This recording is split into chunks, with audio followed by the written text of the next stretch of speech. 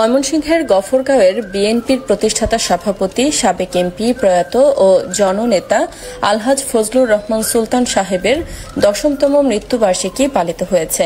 ময়মনসিংহ জেলা প্রতিনিধি তথ্যচিত্রে বিস্তারিত। ৬ এপ্রিল সোমবার সন্ধ্যায় ৪ নং সালতিয়া ইউনিয়ন ১ নং ওয়ার্ড বিএনপির উদ্যোগে স্থানীয় মিষ্টির মোড়ে দেয়া ও আলোচনা সভা অনুষ্ঠিত হয়। বিএনপি নেতা শফিকুল ইসলাম এর সভাপতিত্বে এবং গফরগাঁও উপজেলা ছাত্রদলের সাবেক সভাপতি সাংবাদিক মতিউর রহমান মতি এর পরিচালনায় আমন্ত্রিত অতিথি হিসেবে বক্তব্য রাখেন বিশিষ্ট সমাজ সেবক ও বিএনপি নেতা শাহজাহান, উপজেলা কৃষক দলের সাবেক সাধারণ সম্পাদক আব্দুল কুদ্দুস দুলাল, কারা নির্যাতিত উপজেলা ছাত্রদলের সাধারণ সম্পাদক আপু রায়হান, বিএনপি নেতা সারওয়ার জাহান, সুহেল মিয়া, কামাল ও রুহুল।